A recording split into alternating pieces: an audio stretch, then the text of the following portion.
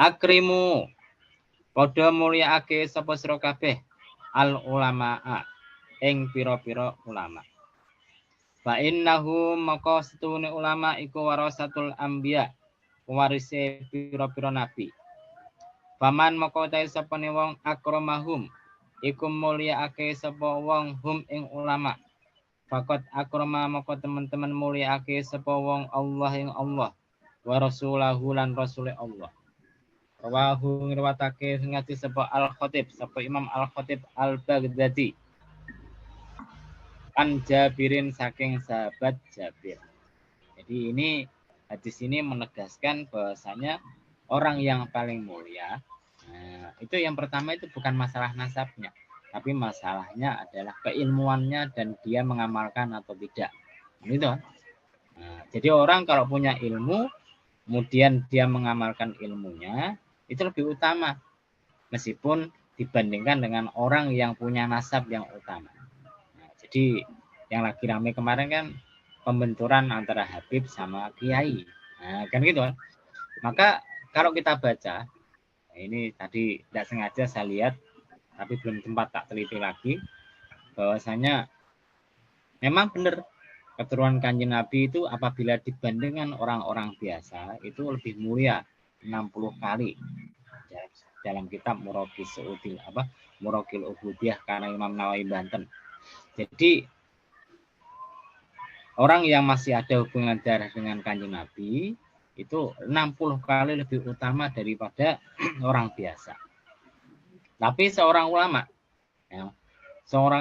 itu lebih utama 70 kali dibandingkan dengan seorang keturunan Kanjeng Nabi tapi bodoh. Nah, ini kebalikan dari yang dia ucapkan oleh Bahar bin Smith, ya tak? Dia mengatakan Habib yang jahil lebih utama dari 70 ulama. Nah, ini kebalik. Kebalik.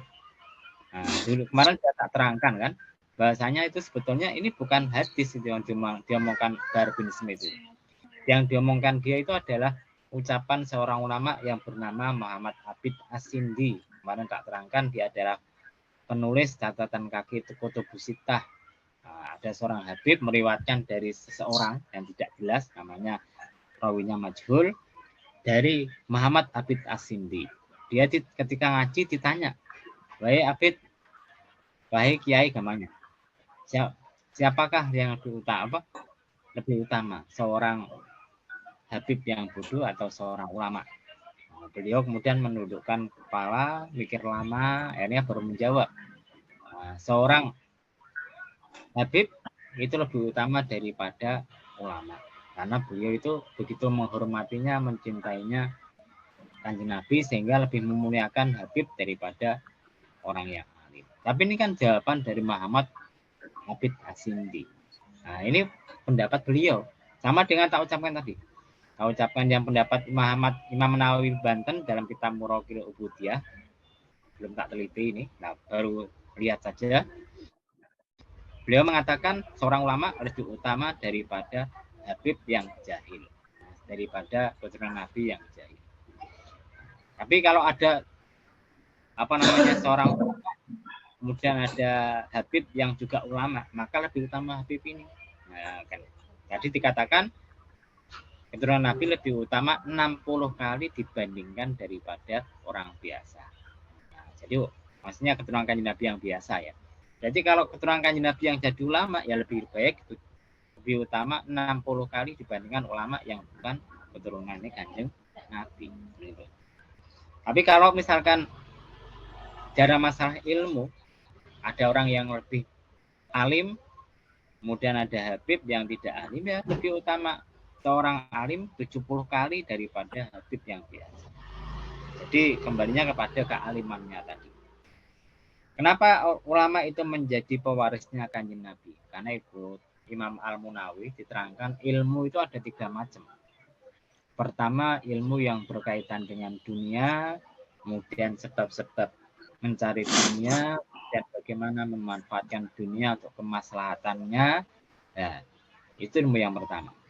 Kemudian ada ilmu yang kedua adalah ilmu tentang masalah akhirat. Bagaimana kan kita bisa bahagia nanti di akhirat, bisa masuk surga dan lain sebagainya, bisa selamat dari neraka. Nah, kemudian ada ilmu yang ketiga, ilmu yang berkaitan dengan Allah Subhanahu wa taala, yaitu ma'rifatullah. Nah, jadi ilmu yang paling tinggi. Ini hampir mirip dengan pembagiannya Izzuddin bin Abdussalam. Beliau kalau dalam kitabnya apa namanya, beliau saya lupa namanya, belakangnya itu ada Masolil Anam apa itu beliau menerangkan ilmu itu ada 3 macam, ilmu doruri, ilmu kasbi, ilmu laduni. Beliau membagi ilmu menjadi 3. Kalau tadi juga 3 cuma berkaitannya dunia, akhirat, kemudian Allah. Kalau ikut Imam Izzuddin bin Abdussalam, ilmu ada 3 macam. Ilmu doruri, ilmu yang tidak perlu belajar. 1 tambah 1, 2. Kemudian Anda bisa bedakan laki-laki tampan atau jelek, wanita cantik atau tidak. Nah itu doruri, tidak usah dikasih pelajaran les. Bagaimana menilai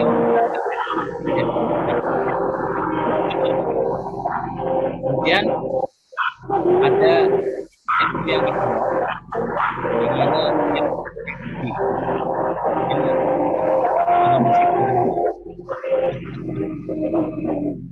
jadi ada ilmu kasbi. Ilmu kasbi itu ilmu yang diperoleh dengan cara belajar. Ilmu yang diperoleh dengan cara belajar. Contohnya gini, Anda ingin tahu caranya sholat, caranya wudhu. Nah itu ilmu kasbi, perlu belajar. Kemudian ada yang ketiga namanya ilmu laduni. Ilmu yang diperoleh langsung dari Allah SWT. Nah, jadi ilmu laduni itu macam-macam.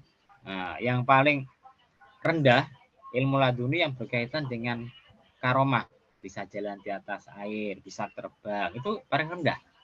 Yang paling tinggi ilmu laduni yang berkaitan dengan ma'rifatullah, mengenal Allah seperti tadi yang diterangkan oleh Imam Al-Munawi tadi. Jadi para nabi itu memiliki semuanya. Ilmu laduni punya, ilmu daruri punya, ilmu kasbi punya. Demikian pula kalau ikut Imam Al-Munawi, beliau punya, para nabi itu punya ilmu dunia dan sebab-sebabnya dan kemaslahatannya, punya ilmu akhirat, kemudian juga punya ilmu tentang Allah Subhanahu wa taala. Ya. Kemudian siapakah pewarisnya? Pewarisnya itu orang-orang yang mengikuti Kanjeng Nabi, yang belajar pada Kanjeng Nabi, kemudian mengamalkan. Karena itu kalau kita membaca hadis-hadis yang berkaitan dengan ilmu, ada sebagian hadis yang menjelaskan, wah betapa utamanya seorang alim, betapa mulianya pahala, betapa besarnya pahala seorang alim. Tapi ya para ulama mengkaiti menerangkan yang dimaksud orang alim di sini itu adalah orang alim yang mengamalkan ilmunya. Nah, paham ya? Orang alim yang mengamalkan ilmunya. Bahkan kalau binatang-binatang yang ada di dunia ini, bahkan ikan-ikan di lautan itu semuanya mendoakan kebaikan untuk orang alim, tapi yang mengamalkan ilmunya. Kemudian ada hadis juga yang berkaitan bahwasanya orang yang punya ilmu tapi tujuannya bukan mencari ridho Allah, mencari kedudukan dan lain sebagainya, nah itu tidak akan bisa mencium bau surga. Padahal bau surga itu bisa dicium dari jarak kalau tidak salah 500 tahun. 500 tahun perjalanan itu sudah bisa dicium. Maka ini menunjukkan bahwasanya pewaris Kanjeng Nabi itu adalah ulama yang mengamalkan ilmunya. Nah, gitu loh, paham ya? Ulama yang mengamalkan ilmunya. Kenapa? Karena ada juga orang alim yang tidak mengamalkan ilmunya. Ada orang alim yang memanfaatkan kealimannya untuk cari duit, untuk mencari dunia. Ada itu. Apa ciri-cirinya? Nah, ciri-cirinya gampang lah. Ciri-cirinya itu sama dengan orang beribadah. Kalau dia ngajar ngaji, muridnya banyak, wah semangat sekali. Nah, ya toh. Kalau dia ngajar ngaji mulai sedikit, melempem, tidak seperti biasanya. Nah itu namanya berarti dia ngajar ngaji biasanya bukan karena untuk mencari ridho Allah. Gitu kan? Atau misalkan Anda diundang pengajian, yang satu amplopnya tebel, yang satu amplop tipis, Anda pilih yang tebel. Nah itu berarti bukan mencari ridho Allah. Harusnya dicari mana yang paling membutuhkan. Gitu kan? itu ketika tadi Mas Huluk WA, Pak yang ngaji cuma saya tok Pak, ya saya tidak ada masalah. Nah ya toh, kenapa? Satu pun ajar, kan gitu kan? Gitu. Ternyata tambah 2 muncul lagi. Pak Nuryo yang lama tidak kelihatan muncul, Mas Minggi juga muncul lagi, kan gitu kan? Jadi tidak ada masalah. Gitu loh. Jadi Maaf Pak. tidak apa-apa. Orang ngaji itu kalau sempat, kalau sempat ya ngaji, tidak sempat ya tidak apa-apa. Gitu loh Mas. Kalau yang butuh itu siapa? Ya butuh kan jenengan. Saya pun butuh. Iya. Sama-sama butuhnya. Kalau saya butuh ngajar ngaji karena bisa belajar, dan jenengan butuh ngaji untuk dapat ilmu. Jadi sama-sama butuhnya. Kemarin sudah tak terangkan, seseorang dinamakan sebagai orang alim tuh kalau mau ngaji atau mau ngajar. Selama masih ngajar, selama mau masih ngaji, berarti dia itu orang alim. Tapi kalau sudah alim tapi nggak mau ngajar, di rumah saja cari duit saja, kumpul sama keluarga saja, berarti bukan orang alim, jadi orang biasa. Paham ya? Jadi saya bersyukur Mas Solo minta ngaji tiap minggu 1 minggu sekali, saya bersyukur saya bisa baca-baca kitab lagi, buka-buka. Kalau udah gitu ya udah buka kitab saya, gitu sama saja. Ilmu saya bertambah, jenengan pun dapat ilmu. Macam tadi masih sempat baca-baca buku lagi, kan itu. Kita kembali lagi. Jadi Kanjeng Nabi itu menyuruh kita untuk memuliakan ulama. Memang dalam sebagian hadis Kanjeng Nabi mengatakan bahwasanya beliau memerintahkan kita untuk mencintai keluarga beliau, ahlul bait, yaitu siapa itu? Ada sebagian ulama membatasi, yaitu Ali, Al-Hasan, Ali, Fatimah, kemudian Al-Hasan dan Husain beserta keturunannya. Kenapa? Karena ada hadis yang mengatakan ketika Kanjeng Nabi ditanya, siapa ahlul bait? Inilah ahlul bait. Saya, Fatimah, kemudian Ali dan Hasan, Husain dan keturunannya. Jadi Kanjeng Nabi itu cuma minta kepada kita untuk mencintai keluarganya, mencintai ahli baitnya. Cuma kita harus ingat, mencintai ahli bait itu juga harus diperhatikan. Tindakan ahli baitnya itu gimana? Kalau tindakannya itu baik, semacam kakeknya Kanjeng Nabi, perilakunya bagus, ya kita cintailah, kita hormati. Tapi kalau perilakunya kurang baik, mirip Abu Jahal, Abu Lahab, ya kita tidak boleh. Tidak boleh terus memuliakan dia, mencintai dia, tidak boleh. Kenapa? Kita justru menjerumuskan dia untuk lebih berbuat jelek lagi. Harusnya diingatkan bahwasanya yang paling penting itu adalah orang yang paling takwa. Inna akramakum indallahi atqakum. Sesungguhnya orang yang paling mulia di sisi Allah adalah orang yang bertakwa. Tidak peduli dia kayak nasabnya siapa, selama masih bertakwa, ya dia berarti paling mulia. Ya, bukan keturunan Kanjeng Nabi. Memang keturunan Kanjeng Nabi sudah tak terangkan lebih baik daripada orang biasa 60 kali. Tapi ini kalau keturunan Kanjeng Nabi ya tidak neko-neko. Kalau neko-neko ya lain lagi hukumnya. Gitu. Dalam hadis dikatakan la ta'ata li makhluqin li maksiatil khaliq, tidak boleh taat sama makhluk kalau untuk bermaksiat kepada Allah Subhanahu wa taala. Jadi melihat hadis itu jangan hanya satu sisi, ada hadis lain yang bisa dipertimbangkan. Jadi kita kembali lagi, ulama yang dimaksud di sini adalah ulama yang mengamalkan ilmunya. Karena mereka mengamalkan ilmunya, berarti mereka meneladani sikapnya Kanjeng Nabi. Sikap Kanjeng Nabi itu sikap apa? Beliau ketika Siti Aisyah ya, ketika ditanya tentang bagaimana pekertinya Kanjeng Nabi, pekertinya Kanjeng Nabi itu seperti Al-Quran. Al-Quran.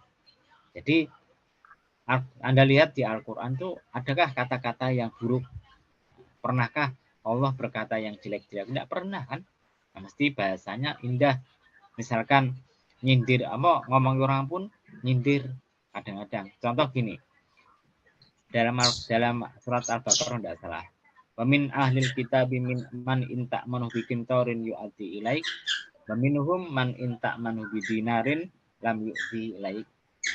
Wa in kunta ko iman. Lupa ya. Jadi intinya gini.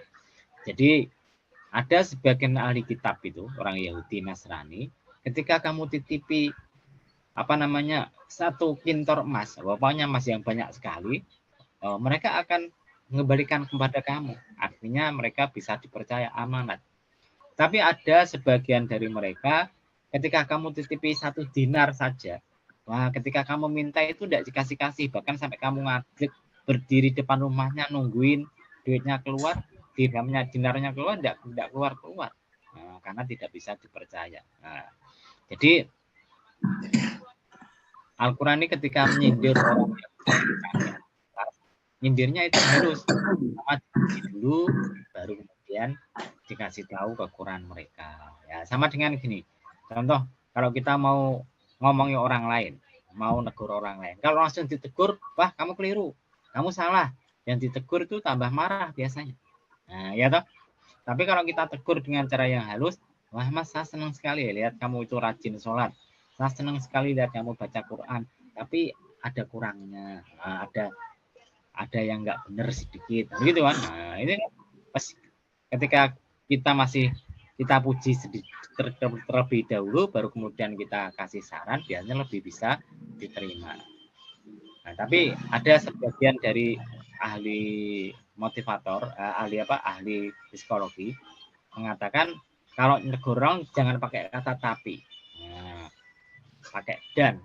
Wah saya senang lihat kamu itu sholat rajin sekali, baca Quran rajin sekali, dan lebih baik lagi kalau ini, dan lebih baik lagi bacaannya begini. Nah, ini tidak menegur. Nah, orang yang ditegur itu senang. Tapi kalau pakai kata tapi, biasanya itu, wah ini berarti nyalakan saya. Oh gitu biasanya. Nah, memang ada triknya, ada caranya untuk menegur orang lain. Cuma teorinya semacam itu, prakteknya itu kadang-kadang sulit. Nah, antara teori dengan praktek itu sulit.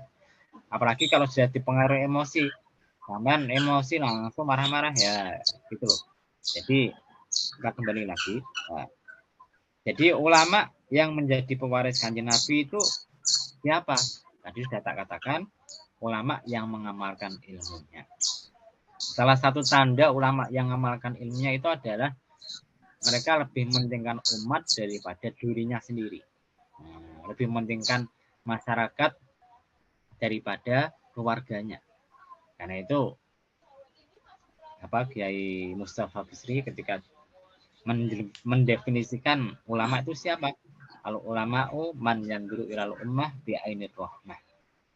Yaitu orang yang memandang umat Islam itu dengan pandangan sayang. Nah, pandangan kasih sayang. Artinya apa?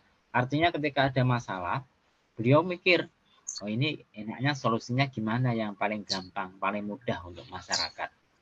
Nah, ketika masyarakatnya kesulitan, dia ikut membantu mencarikan jalan keluarnya. Karena itu zaman dahulu, kiai itu sangat dihormati oleh masyarakatnya. Kenapa? Pada zaman dahulu itu kiai itu hampir terlibat dalam segala urusan masyarakat. Ya toh?